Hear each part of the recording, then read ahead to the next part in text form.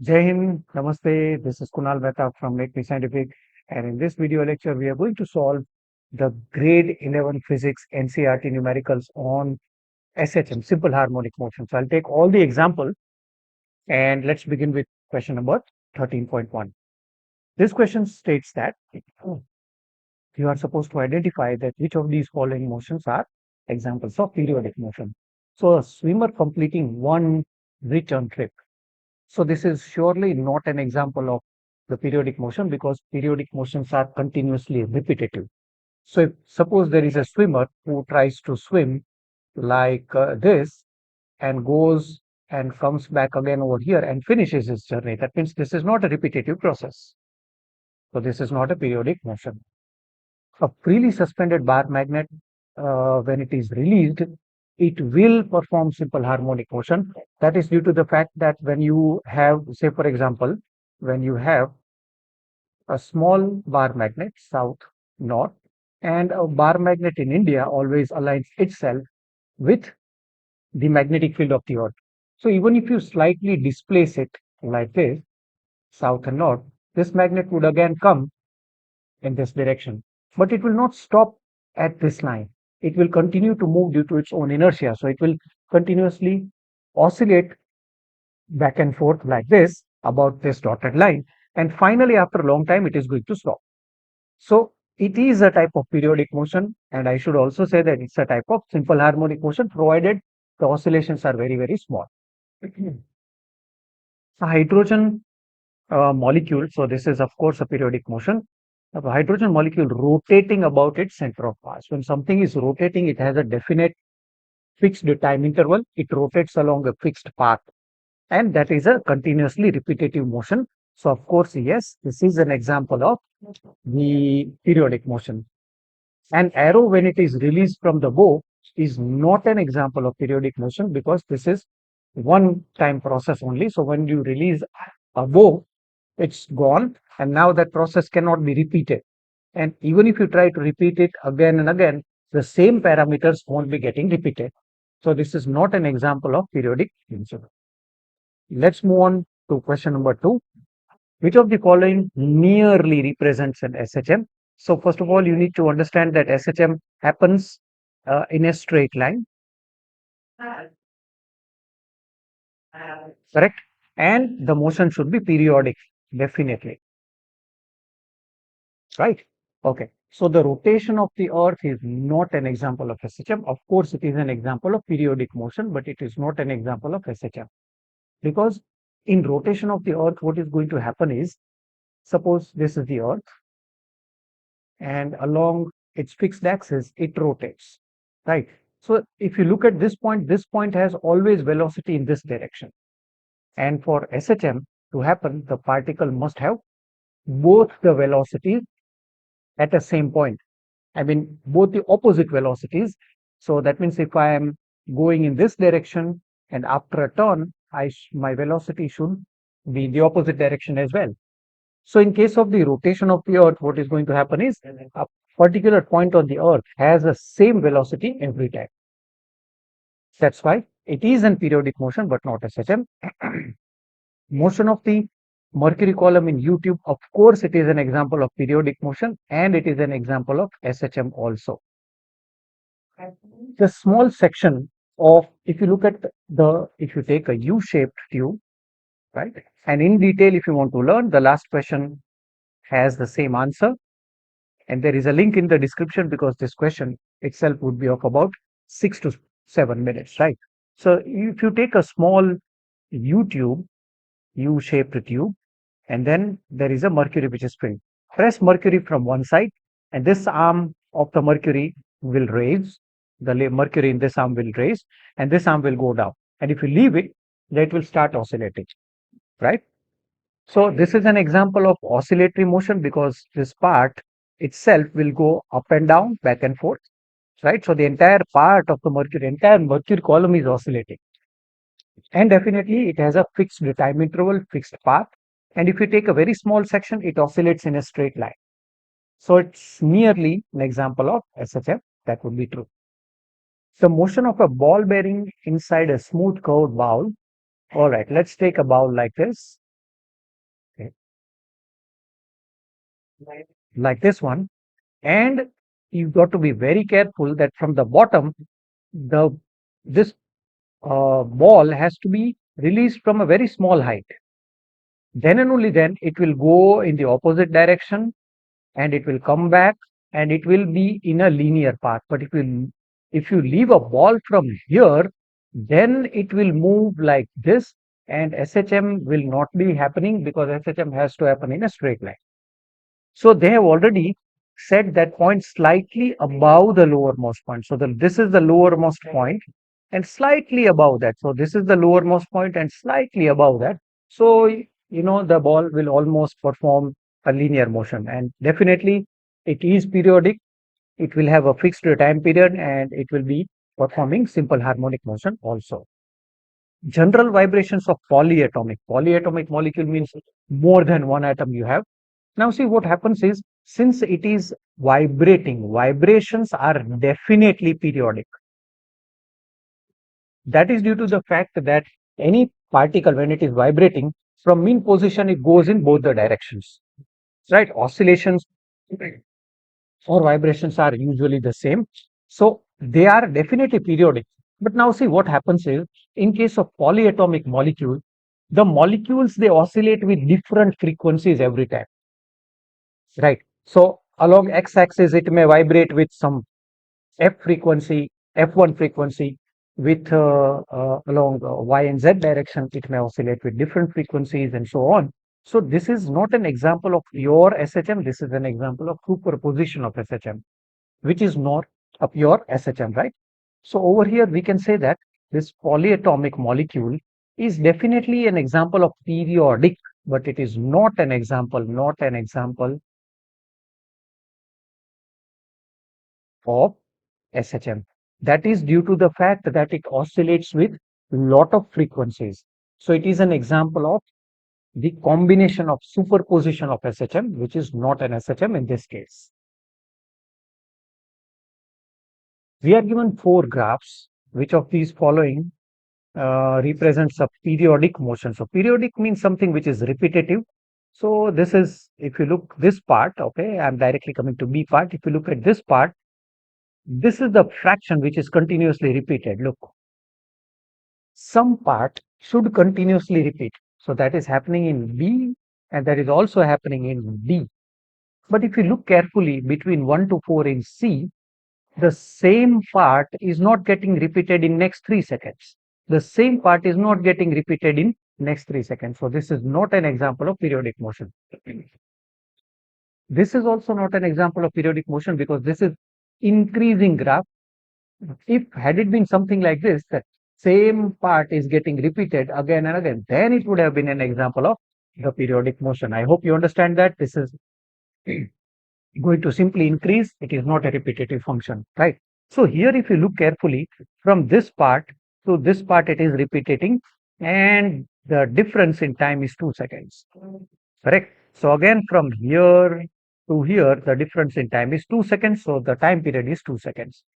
Here again, if you look carefully, from this part to this part, sine curve is repeating, sine curve is repeating, right? So that means this is an periodic function with 2 seconds frequency.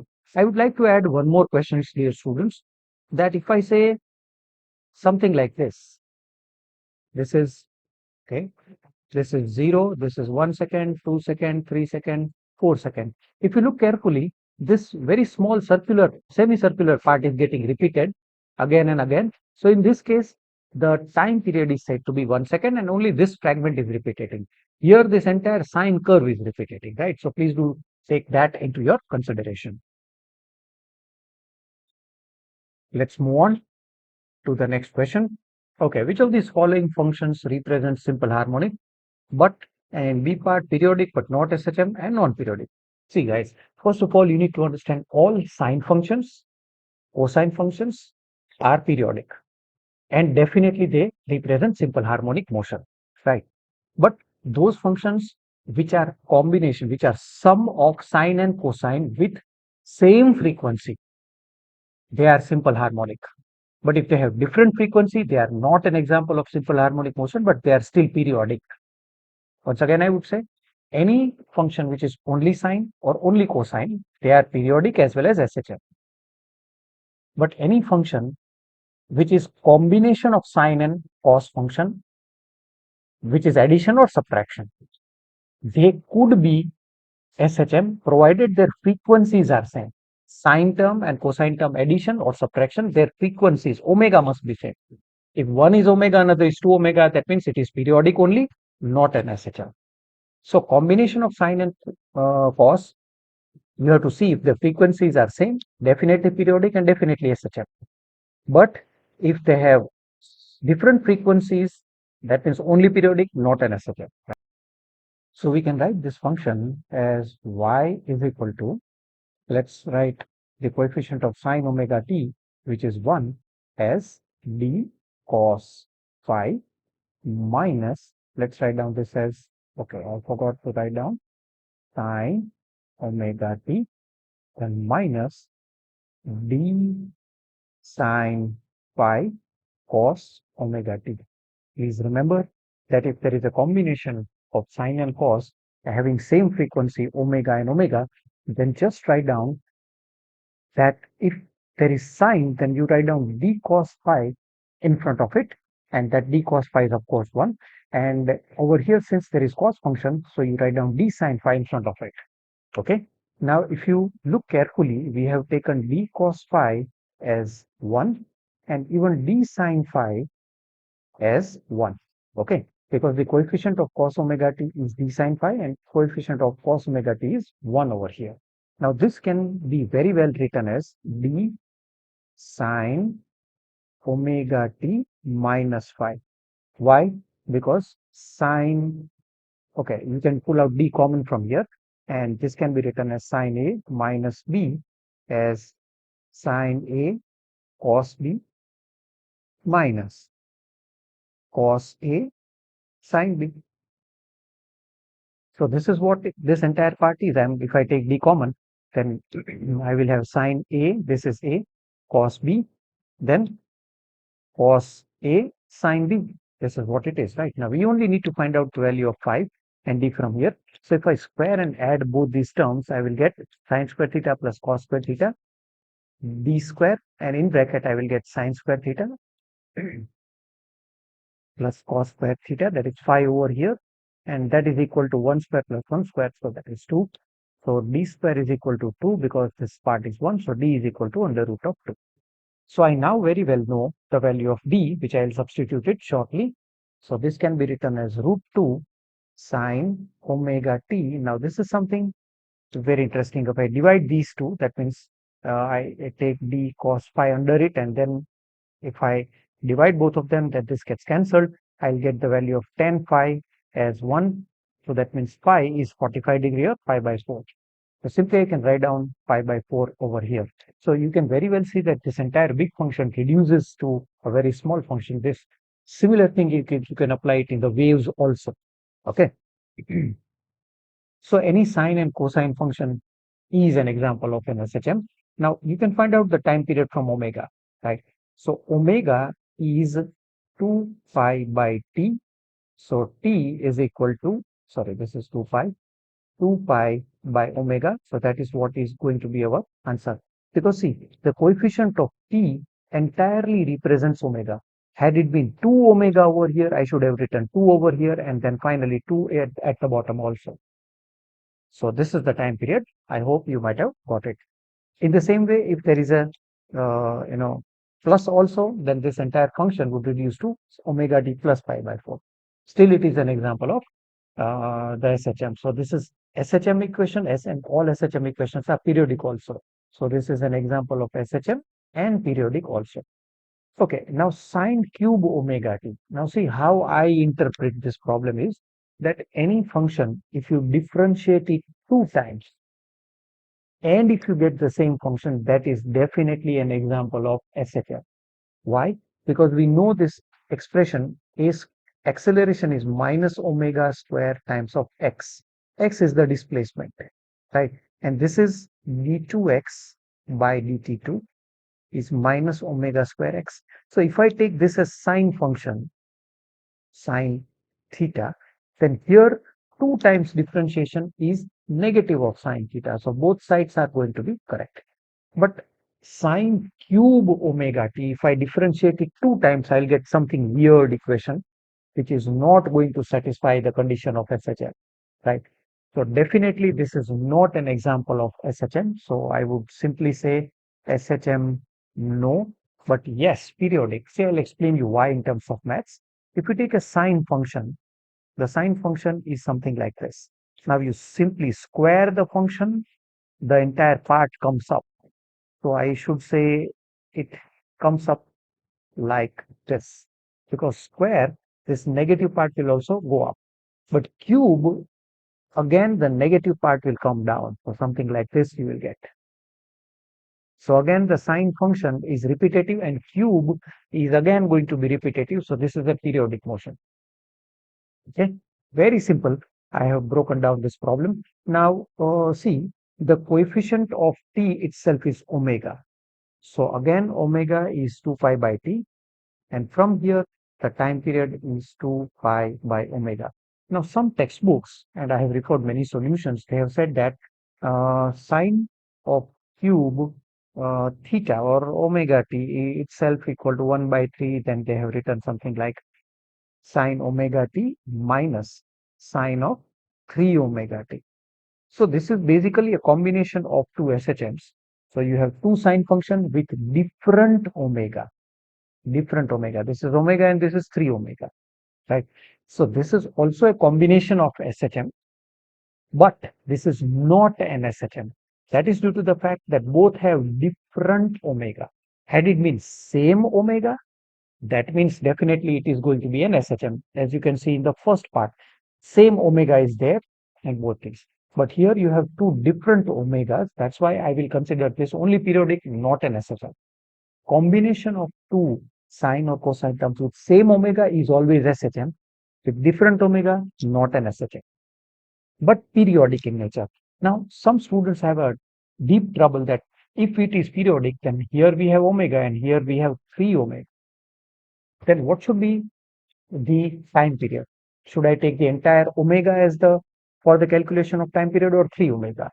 See, you have to take the entire function as a whole, which repeats continuously. So that is what I am going to narrow it down in D part. So please hold on. I am going to explain this problem in D part very well. Okay. We move on to the next question, that is 3 cos pi by 4 minus 2 omega t. Of course, this is only a cos function or sine function. Definitely it is periodic. And of course, it is an example of S.H.M. But here the coefficient of time period is 2 omega. So I should be saying that over here, okay, let me,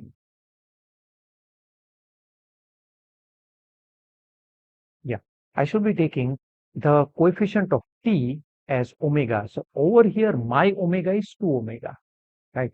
And this omega is equal to 2 pi by time period. So from here, I can pull out the time period as this 2 gets cancelled.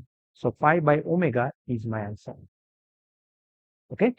Now coming to the next part, that is cos omega t, cos 3 omega t, and cos pi omega t. Since this is a combination of 3 cos functions or 3 sine function, it is definitely periodic, right? Because something is definitely going to repeat again and again. And that for that I have drawn this graph, right? And but if you look here, the frequencies are different. So it is not an example of S.H.M. Had it been same frequencies, omega, omega, omega, then definitely I would consider it. So let me explain you how, right? I'll take a little bit of more time to explain this part. So this cos function actually starts from, I should say, +1, and then it goes to -1, like that. Goes till -1. Okay. So this is my cos function. Please excuse my drawing, but the concept is more important, right? So this is my cos omega t function. Now, the cos 3 omega t, that means I should draw 3 such waves in one particular time cycle. So from here to here, if one function is getting over, let me call this time as capital T, then for cos 3 omega t, this cos function, 3 cycles must be over. Okay. So I would try my level best. This is one cycle, right, getting over. Then this is two cycle getting over. And then this is three cycles which are getting over. I hope you do understand the fact, right? Okay, let me use a different color pen for the next diagram, that is cos phi omega t, right? So here that's very difficult for me to draw, right? Here this is cos 3 omega t, and now I should draw 5 cycles in the same time period, right? So this is 1, 2, 3, 4, and 5. I hope that you might have got the gist of what I am saying, right? And so this black color one is cos of phi omega t, because in one time, in capital T time, if this cos omega t function, where is this? This bigger cos omega t function completes one cycle, cos 3 omega t completes 3 cycles, and cos phi omega t completes 5 cycles. Now this entire part, this entire complex graph keeps on repeating itself. So it is periodic in nature. This entire part which I have drawn over here, these 3 cycles are going to repeat. But which is the smallest time after which this whole graph would repeat? The answer is capital T. This whole section must repeat after what time? Capital T. That's why capital T, which I'm going to pull it out from the first term, right? So omega, that is cos omega t, right? So omega is 2 pi by t. So from here t is equal to 2 pi by omega. In this time 2 pi by omega, this entire combination of 3 keeps on repeating. See, don't say that, sir, I'll take 3 omega as 2 pi by, let's say, time period, and time period is equal to 2 pi by omega. Now in this time period, only cos 3 omega t repeats itself, not the entire combination of the function. You must understand that. So the entire graph, since this is a combination of 3 functions, so this entire 3 functions repeats after a minimum gap of 2 pi by omega. That's why this becomes the time period. I hope you might have got it, right? Now this is the next part, that is exponential. Now see, this is not a repetitive function. It is neither periodic nor an example of S.H.M, because e raised to minus x graph is something like this. This goes till infinity, and this comes from infinity. So this is a continuously decreasing function, not a repetitive function, right? In the same way, if you look the last function over here is a function of t and t square. So if you keep on adding the value of time, this function will keep on repeating, keep on increasing itself, something like this. And this would not start from 0, because even if you substitute time 0, you will get value 1. So from 1, it will keep on increasing. So again, this is not an example of periodic, not an example of S.H.M, right? Okay, now question number 14.5. The particle is in linear S.H.M between 2 points A and B, 10 centimeters apart.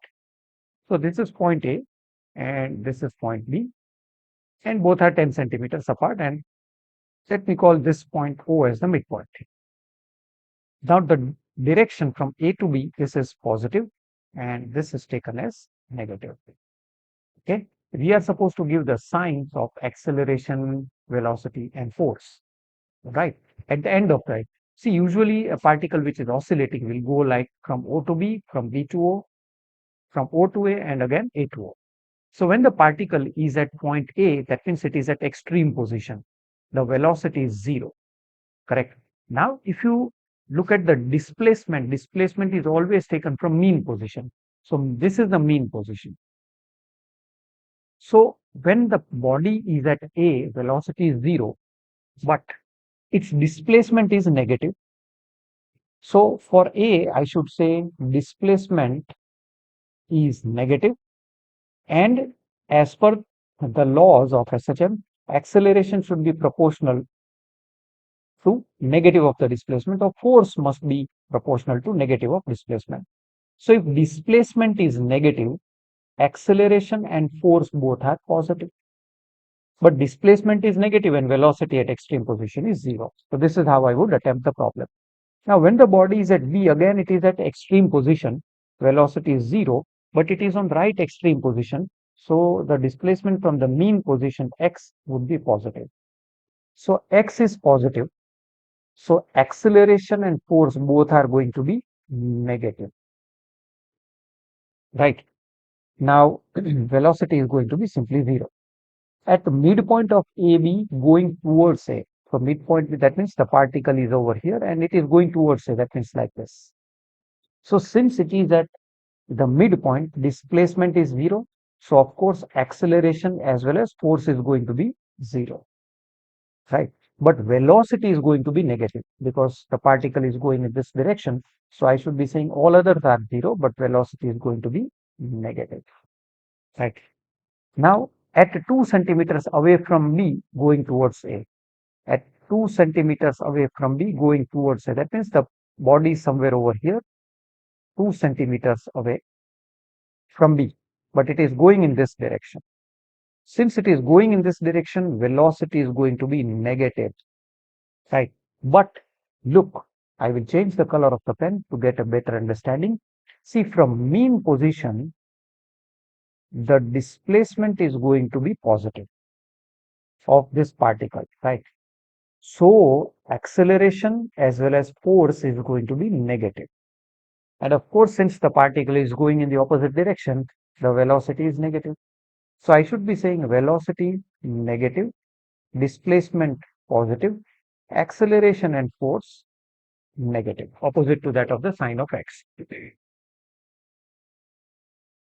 And now this particle is again going from A towards B, 3 centimeters.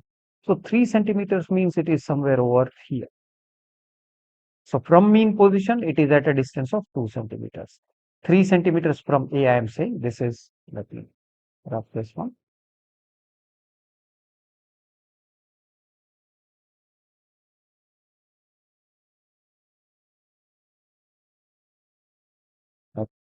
Let me complete the diagram. So from A, it is at a gap of 3 centimeters. Had it been more than 5 centimeters, then it would have been on the other sides of the mean position. Okay. So this is 3 centimeter, 2 centimeters. Now it is going towards, okay, going towards B. So it is going towards B. So simply the velocity is going to be positive because it is going in the right direction. Now its displacement is negative. So of course, if the displacement is negative, acceleration and velocity, sorry, acceleration and force both are positive. Okay.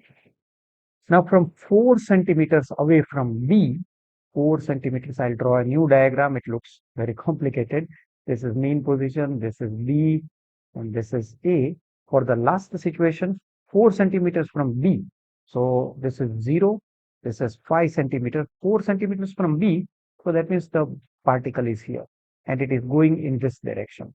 So of course the velocity is going to be negative, and since it is on the right side of the mean position, displacement is positive, right? So acceleration and force, they are going to be negative. They are only supposed to give the sign. I should ask the students not to write down maximum, minimum for these last three parts, right? So this is how we do it.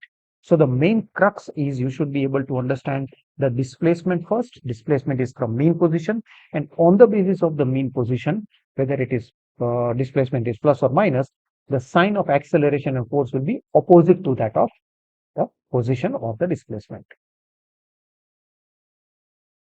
Question number 13.6 is fairly easy, right? Acceleration must be proportional to negative of x and no higher powers.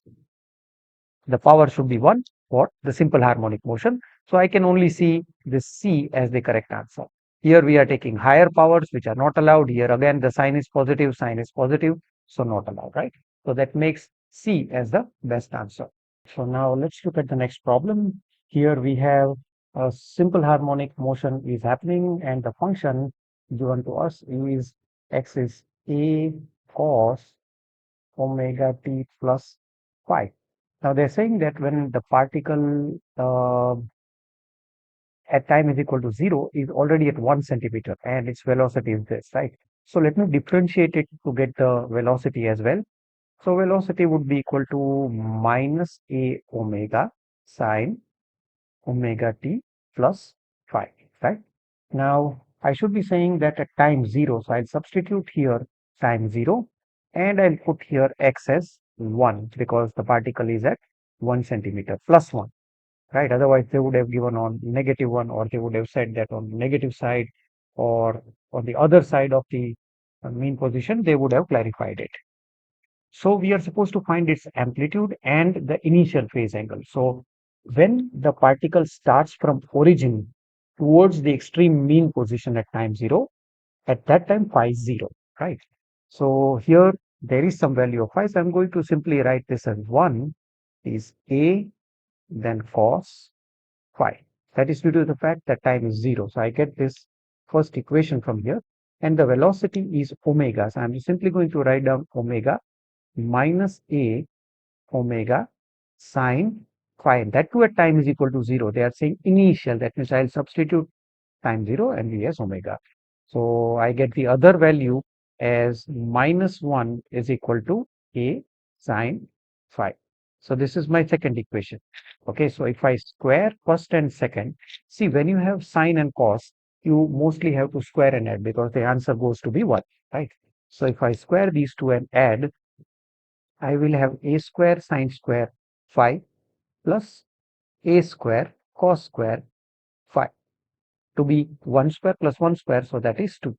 So a square is equal to 2. So a is equal to plus or minus root 2 is the answer to the problem. Right. Now finding the value of phi, I'll take again ratio of 2 and 1. So I'll take a sine phi as minus 1 and then a cos phi as plus 1. If I take the ratio, a gets cancelled. I'll get tan phi is equal to minus 1. So the initial phase angle is going to be 3 pi by 4, right? You may just check that 135 is all right. So this is 3 pi by 4.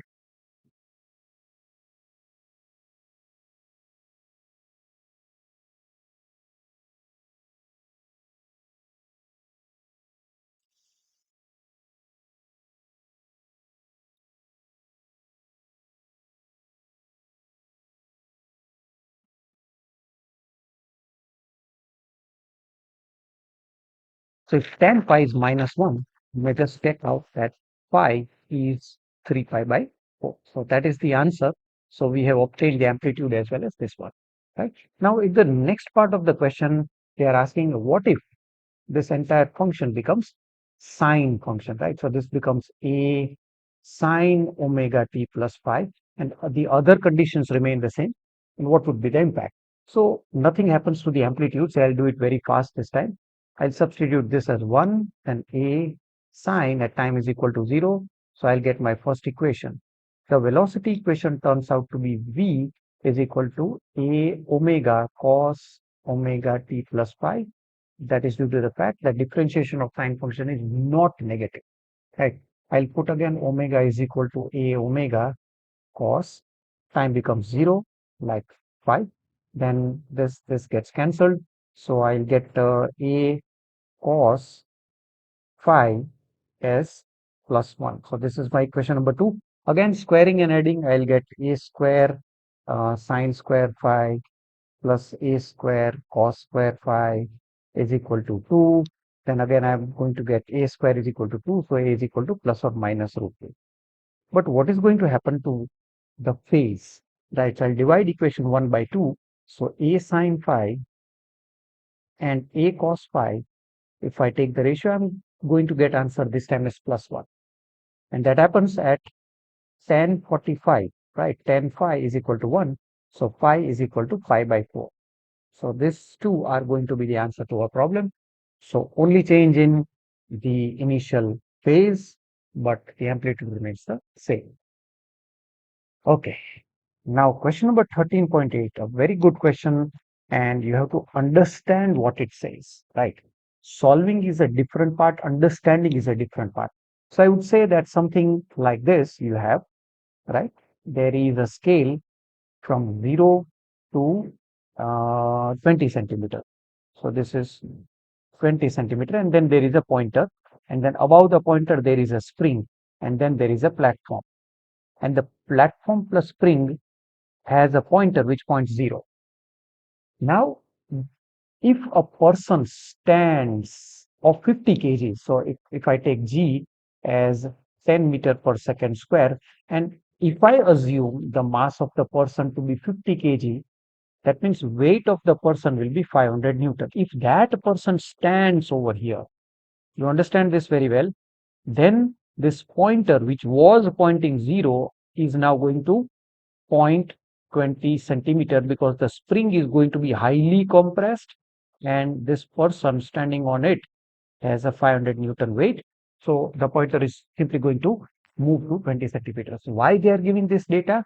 They want us to find the spring constant. So from this data, F is equal to Kx. I'm going to ignore the minus sign. That minus sign is just due to the direction. So 500 Newton, that corresponds to K times of 20 centimeters. So the value of K is 500 divided by 20, that is Newton per centimeter. So that is 25 Newton per centimeter. Okay. Now, what if some another person stands whose mass we don't know, right? But due to that, the time period of the oscillation becomes zero point 0.6. So first of all, time period is 2 pi under root of m by k.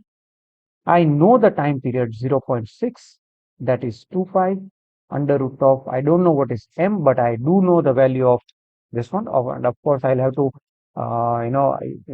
convert this into SI unit. So this will be 20 divided by 100. So it will go up. So it is 2500 Newton per meter. So I should be writing this as 2500 in SI unit. Then and only then, if I solve, I'll get the value of m in kilograms. Okay, let me solve. This is 0 0.6 is equal to 2 pi into root m, and this becomes, I think, 50, right? 5 that would be 5. So 50 square, and then let me use the calculator to find out the value of the mass also. So this is 0 0.6 multiplied by 50, and that is divided by 2 is equal to 15, then divided by 2.14. So that is root m. I'm going to get roughly as root m as roughly 4.777, and then if I square this one, simply multiplied by 4.7, then I'm going to get this as mass as 22.82 kgs. Now simply I know the mass, right? If this person stands on this platform, right, then you will have different value of the displacement, because for 50 this pointer turns to be 20 centimeters. So had it been this person of 22, okay, let me find out the weight multiplied by 10. So this is 228.2 newtons, because I have taken g as 10. So here the pointer will be somewhere lower than 20 centimeters. That is not asked, but this numerical has to be solved and understood in this way, because we don't know the mass. They have given the time period. Spring mass system has constant K, which is given, and the diagram, that is 13.9, mass is attached free end, mass is pulled by this sideways, and that means this is the amplitude and release. We are supposed to find out the frequency. So the frequency is 1 upon time period, and time period we don't know, right? Okay, so frequency is equal to 1 upon 2 pi under root of K by m. So K is given to us 1 upon 2 pi under root of K is 1200 divided by mass 3 kg. Right. So this is 1 upon 2 pi, then 3 ones are 3, 400, so multiplied by 20. I think you may be you may find out this, that is 10 by pi. So let me calculate 10 divided by 3.14. Approximately the answer is going to be 3.18 hertz. Correct. Maximum acceleration is omega square a. And for this, omega is 2 pi f. So 2 pi f times amplitude is 2 centimeters. And I would suggest you convert everything in SI unit. So this is meter, and simply substitute the value. You will get answer in meter per second square. I am leaving on to you guys, right? Because this is a very small calculation. And again, velocity is equal to omega f. So again, omega is 2 pi f, and amplitude, you better convert this into 2 by 100 liters, that SI unit. Again, do the calculation, you will get your answer in meter per seconds. So let's move on to the next question. Here we are given the equation of S.H.M. We start the stopwatch, that is there is a spring mass system that is oscillating, but with different positions. Okay. So here in the first part, we are being asked that since the spring mass system oscillates in x direction as well as y direction, but I'm going to take a very simple case. This oscillates like this, and this is the mean position 0, and this goes to maximum, say till here, that is plus a, and minimum, I mean maximum on the other side till here, that is minus a. So x can be very well represented by a sine omega t. And when it starts its journey from mean position rightward, then this is a sine omega t plus phi. Then we have to take phi as 0. Correct. So your equation simply reduces to a sine omega t. Now, some of you may say, sir, why this is so? Okay, let's do it. Right. So a sine omega t plus phi. Now x is equal to 0 because the displacement is taken from the mean position. So at time is equal to 0, the block is at mean position. So and time is equal to 0. Remember, whenever you need to find out phi, the time has to be taken as 0. So 0 is equal to a sine phi, and from here phi is equal to 0 degree. That's why I was talking about this part. Right. Now in B part, they are saying that this is x is equal to a sine omega t plus phi. This is in maximum stretched position. So let me show you that this is the mean position and the block is over here. So this is 0, x is equal to 0, and this is at x is equal to plus a. Remember, had it been on the other side, then you will have to take minus a, but this is at plus a on right hand side. So I'm going to take x is equal to plus a sine omega t becomes 0 plus phi, because initial phase is always, because you are leaving the block from here at time is equal to 0, right? So this is sine phi is equal to 1 because a gets cancelled. So phi is equal to pi by 2, 90 degree. So my equation would turn out to be x is equal to a sine omega t plus pi by 2. This is my final answer. All right. Now maximum compressed position. So this is C part, and this is the maximum compressed position. That means the spring mass system was supposed to be here. The block was supposed to be here at x is equal to 0, but it is on this side, and this is x is equal to minus a. So what am I going to do is x is equal to a sine omega t plus phi, and I'm going to substitute x is equal to minus a sine, this becomes 0 plus phi, because at time is equal to 0, you are leaving the spring from here, right? So that means sine of phi, that is minus 1. So this is uh, 3 pi by 2. So my equation will be x is equal to a sine omega t plus 3 pi by 2. That is my final answer, right? And please make sure that there is no change in the amplitude, no change in the frequency from wherever you leave this spring mass system, because time period and frequency only depends upon two things. time period is 2 pi under root of m by k. No change in mass, no change in the spring, so no change in time period, so no change in frequency. Correct. Now, whether you leave this spring block system from anywhere, the amplitude is going to be the same, right? Because you are leaving from A or you are leaving it from minus A, it doesn't make any sense. So no change in amplitude, no change in frequency, only in the initial phase. You are supposed to look at this uniform circular motion. So the particle at time is equal to 0 is here, right? This is the location of particle at point P at time 0. Now you are supposed to write the equation of displacement of x only, not of y. So for this particular particle which is moving in a circular in anti-clockwise direction, you need to displace the particle. See, because the displacement equation is always at time t, it is not at time 0. So I will assume that this particle reaches somewhere over here at time t. So that means now that radius vector would be somewhere over here. This is your radius 3, correct?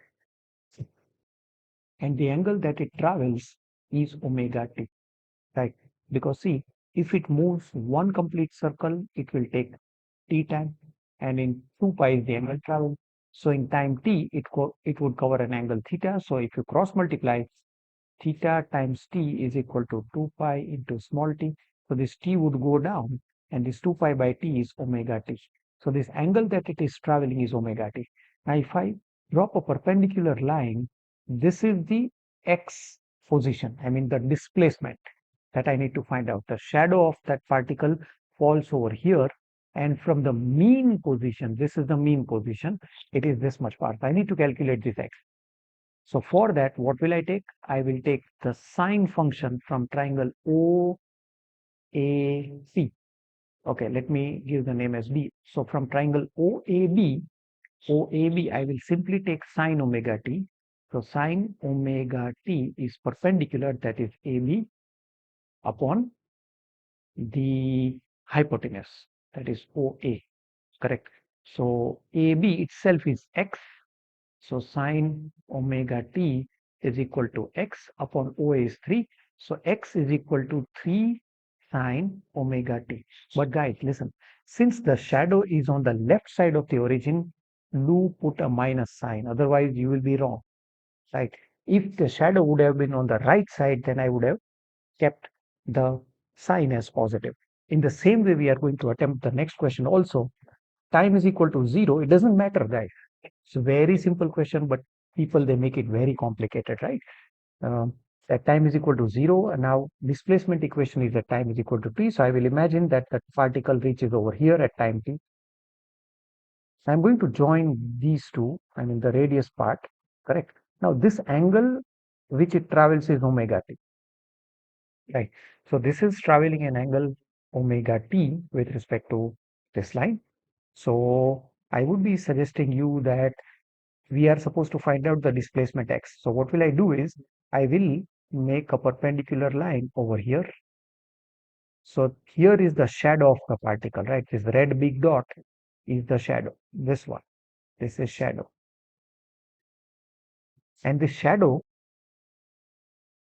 performs S.H.M along x-axis, not the particle. Particle performs uniform circular motion. So this angle is omega t. Now, where is x? This gap is x. And I need to find out x, right? So let me call OAB as the triangle, and I want x, right? So I will find the cos function, because if I find the cos function, I will get the base as x, right? So cos of omega t is equal to base, that is OA, upon hypotenuse, that is OB. So hypotenuse is simply the radius, so OA upon 3 is equal to, sorry, this is 2 meter this time, cos omega t. So OA is itself x. So x is equal to 2 cos omega t. But don't forget the last step. Since the shadow is on the left side of the origin, substitute minus sign. So this is my answer. Or you may find in some another textbook solutions, as this can be written as, okay, this can be written as, since this is minus, they have taken the negative sign in. So this becomes 3 sine omega t plus phi. I don't feel a need to write this, but you may find these two, but these two are one and the same, right? Okay, so in the same way, but there is no necessity to write this, but you may write this. In the same way, you can solve n number of problems. You can put the particle anywhere and go ahead. Just simply take care that if the shadow is on the left side, put minus sign in the final displacement equation. And if it is on the right side, put positive sign in the displacement equation. Yeah, one thing that I forgot to discuss about in this answer, final answer, that they have also given us the value of time period. So we can easily find out the value of omega, which is equal to 2 pi by t, right? So this is 2 pi by time period is 2 seconds. So the answer is pi, right? So you can simply write the final answer as x is equal to 3 sine then pi times t plus pi. Okay. And in the next case, you can easily find out again omega by taking omega is equal to 2 pi by t and the time period is 4. So omega is 2 pi by 4. So the answer is going to be pi by 2. So this equation would reduce to x is equal to minus 2 cos pi by 2 times of t. So that would be the answer to our problem.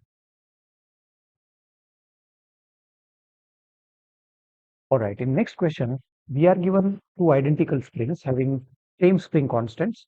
So if I consider the length of the spring as L, and the length of the spring over here is also L, right? But unlike over here, one end is fixed. Here, the center of the mass of the spring is going to act as a fixed part, right? So see, two, from two sides you are extending or applying the force. So the net force on the center of mass is 0. So the center of mass will not move. So after some time, you may see something like this, that the center of mass remains here and both the masses, due to the external forces, they get elongated and go like this. Once you leave it, they again will come, and so we will see something like this. Okay, so this is the center of the mass. All right. So first, let's solve the part that is a little bit more easier. See, what happens is that here the length, entire length is going to oscillate, right? And we do know the fact that L is proportional to 1 upon K. Longer the spring, smaller is the spring constant, and easier the spring can be pulled, right? So here the time period T is equal to 2 pi under root of m by k. But now I'm going to show you a different situation in part B. In part B, see what is going to happen is this part, look at only this part. The other part is simply the mirror image of that. So at time is equal to 0, you consider this as the fixed end and only the half length, because the entire length of the spring is L. So half the length is L by 2. You only see this part because the time is equal to 0 if the spring oscillates and the half of the spring goes in this direction at time is equal to t. So at the same time, the another part also reaches over there. And the another part would again reach at the same time. So simply something like this. So if you concentrate only on the half part, the other half part will also going to behave like the same way. So here the spring constant would get double, guys, because the half the length and this becomes the fixed end. So you only are seeing this part, length L by 2, mass M, force F, and this becomes 2K, because we know that L proportional to 1 upon K. So the length becomes half, the spring constant doubles up. So here the time period T dash would be equal to 2 pi under root of M by 2K. That would be the answer to the problem. And in some of the textbooks, they have uh, taken the help of reduced mass, that is M1, M2 on M1 plus M2. So if there is a two body problem, you can also always consider that the mu, that is the reduced mass, that is M into M on M plus M, that is 2M. So that is again M by 2. Now you simply substitute T is equal to 2 pi under root of mu by K for two body problem. This is the formula, but since this is not given in the textbook, I would recommend you to go by this way. But if there are two blocks which are oscillating, Please consider that instead of the whole block's mass, both the masses, you consider the reduced mass. And then you substitute in this formula and you will get the same answer, 2 pi under root of m by 2k. So whichever way you go, you will get the answer, right? Now let's focus on part A. Let's understand that this is the spring and the spring undergoes an extension by x. Now you are applying the force in this direction, and you can also say that F is equal to spring constant is K. So F is equal to minus of Kx, or if you take the mod, the extension is equal to F by K, right? This is the extension. Now let's look at the other part. As I told you that you only look at the half part. This is the center of mass, and like this length is L by 2. Let's assume this undergoes an expansion by x dash.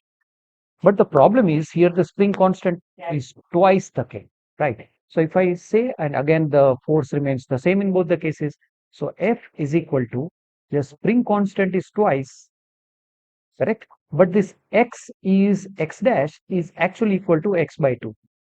Look, the entire spring in this case,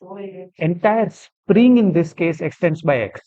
So only the half part of the spring would go undergo the expansion by x by 2. Let me pull it once again for you. This is the entire spring when you apply force F and F like this, it undergoes an expansion of x, combined x. So if you look at this x dash is equal to x by 2. So anyways, this 2 and 2 gets cancelled, and again the extension is again f by k. So in both the cases, the extension would remain the same. Let's move on to question number 13.14. Here, the piston in the cylinder head has twice the amplitude of this. That means twice the amplitude is 1 meter. So the amplitude is given by 0.5 meter. If the piston moves with S.H.M and has angular frequency omega, angular frequency is omega 200 radians per minute. They're asking you about the maximum speed, right? So the maximum speed V max is equal to omega times of A. So you may consider a piston which is going up and down. Now it has an angular velocity, sorry, angular frequency, and times the amplitude is going to give you the, so it's a very easy problem. It's going to give you the maximum speed. So 200 radians per minute multiplied by the amplitude is half meter. So this gets cancelled. So it is 100 meter per minute. And if I convert this into seconds, this gets cancelled. And my answer is going to be roughly around 1.67 meters per second. Very easy problem this was, right? Okay.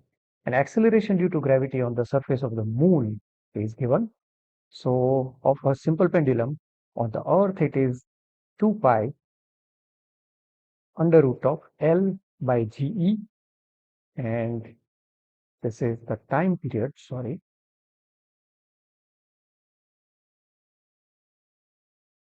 this is the time period on the earth, and the same way time period on the moon is 2 pi under root of the same pendulum divided by GM.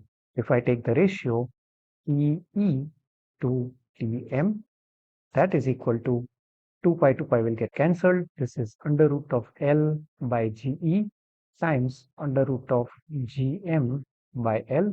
So I would be getting TE by TM, that is equal to under root L gets cancelled. This is GM upon GE. This TE is given to us as 3.5 seconds. So 3.5 upon TM, that is equal to 1.7 times 9.8. Okay. So if you cross multiply, you will get Tm is equal to 3.5 times of 1.9.8 upon 1.7. So if you solve, you will get your answer as roughly 8.4 seconds. Anyways, we know that time period is proportional to 1 upon root g. So if this decreases in the moon, the time period should go up and we are getting the same answer. I mean, correlated, right? Because if it is 3.5 on the earth, we must get a bigger answer compared to 3.5. So again, an easy problem. Okay, a simple pendulum of length L and is in a car. Okay, so something like this is happening. This is the center, let me call this point as O, of the circular track. So this is your circular track and on which there is a car, okay, like this. Now there is a simple pendulum on the car, and now since this car and simple pendulum both are performing circular motion, so there has to be a centripetal acceleration whose value is v square by r. Correct. Due to this, there will be a pseudo acceleration or pseudo force acting on this simple pendulum, and the mean position of the simple pendulum will not be along this dotted line. This dotted line is indicating a straight line, mean position where nothing is happening. But now due to the pseudo force, right, this is mg, that means g is in this direction. Now there is a pseudo acceleration in this direction, right? And this pseudo acceleration has same value as that of the centripetal acceleration. So due to the effect of these two vectors, your simple pendulum in that car which is moving in a circle will be tilted like this. And now this becomes the mean position, and in this direction you will be having G effective. So this G effective is the vector sum of these two G effective, and you can very well make out that if two are perpendicular, like two vectors are perpendicular, this is AC and this is G, so the resultant vector G effective is under root of A square plus G square. So let's substitute the value of G effective, I mean, of the acceleration over here, this centripetal acceleration, that is v square by r. So this is v raised to 4 by r square plus g square. And now this will be the time period of the simple pendulum, which is moving in a circular path inside a car, right? So 2 pi under root of length divided by g effective turns out to be under root of, again, v4 upon r square plus g square. So this is our final answer. Okay. So in the next question, that is 13.17, we are being given a cylinder. So this is our cylinder, and the cylinder is floating in any liquid. So liquid has density rho L. The cylinder has density rho S, right? So whatever you may call it. Now, since this cylinder is in floating condition, please look at this first diagram. Since this is in floating condition, there are two forces which are going to act. One is the weight of the whole cylinder, which is acting downwards. Another is the upthrust. So when something is floating, it is stationary. And when it is stationary, the weight of the whole cylinder is balanced by the upthrust. So weight of the cylinder in the first case is equal to mass, that is the volume of the cylinder. Volume is equal to area. This cross-sectional area, the top is A, times H1 plus H2, that is the entire height of the cylinder, times this becomes the volume multiplied by the density. This is the weight of the whole cylinder, sorry, mass, times G, that is equal to, because this is volume times density times G, right? And that is equal to upthrust. Upthrust is given by expression. I would like you to remember this one. Density of the liquid, immersed volume into G. Density of the liquid and immersed volume is equal to area times the immersed height, that is H1, times G, right? So this is how we can write down, or only you can simply write down weight of the whole cylinder, that is equal to rho L A H1 G. Now guys, what is going to happen is, in figure 2, you are slightly pressing from the top. So some more amount of cylinder goes inside the liquid. Now when that happens, this volume immersed that you are seeing in the upthrust is going to increase. So the upthrust is going to increase. So earlier the weight and upthrust were exactly the same. But now when you push it from the top, this upthrust increases. So that means there will be a net upward force acting on the entire cylinder, and we are interested in finding that. So the net upward force will be equal to the new upthrust FB dash minus the weight. Weight doesn't change. Now, in the second case, you can see that the upthrust is equal to density of liquid, rho L, volume immersed is equal to area, cross-sectional area, times H1 plus X times G minus the weight. Now, weight itself can be written as this one. So, rho L A H1 G. If I open it up, rho L A H1 G plus rho L A Gx minus rho L A H1G, these two get cancelled. So the net force itself is equal to rho L A Gx. Right. If you look at the net force is upwards, whereas this displacement was downwards. This x is a small displacement of the cylinder in the downward direction. So from here, if you write vectorically, that means this I am going to suppose to put a negative sign. So if you look carefully, in simple harmonic motion, the net force itself is equal to minus k times of x, right? So if you compare these two equations, the force constant k itself matches with rho L A G.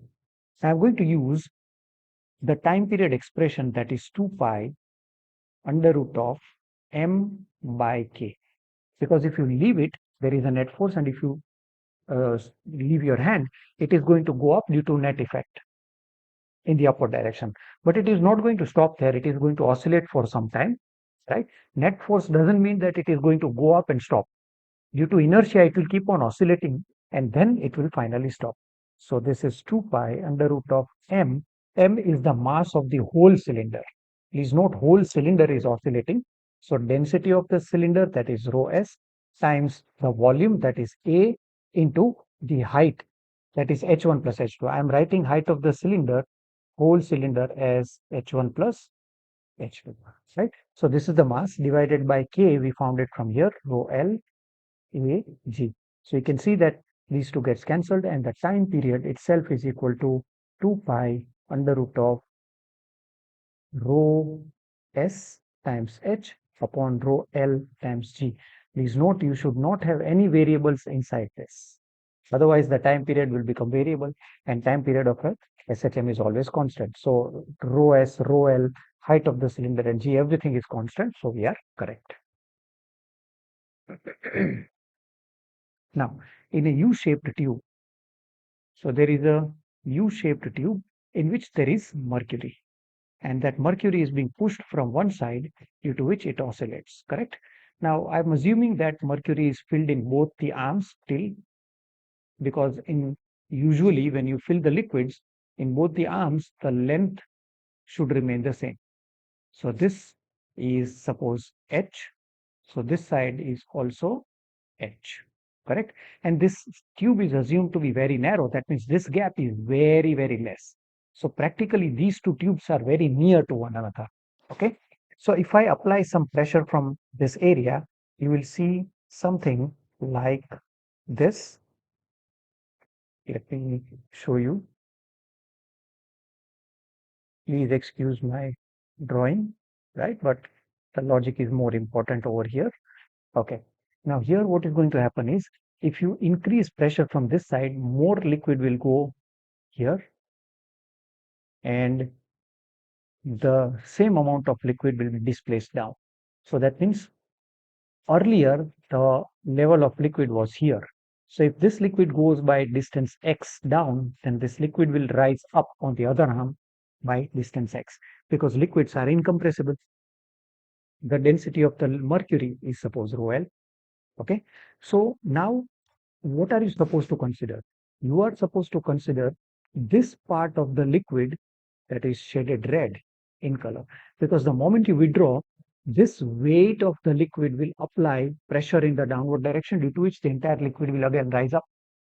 And in the same way, this liquid will keep on oscillating. So this weight of this red colored part, okay, this displacement of the liquid is in upward direction, but the weight is in downward direction. So the weight of this extra mercury can be given by, so if this goes x by x downwards, this goes by x upwards. So the pressure on a same height is always the same. So if I draw this red color line, right, I have a liquid column whose weight is this part's weight, correct? So this is twice the x times the area of the cross section, that is volume times the density. So the weight is equal to mg, weight is equal to mg, and mass is equal to density of the liquid times area times 2x times g. This itself is going to exert pressure.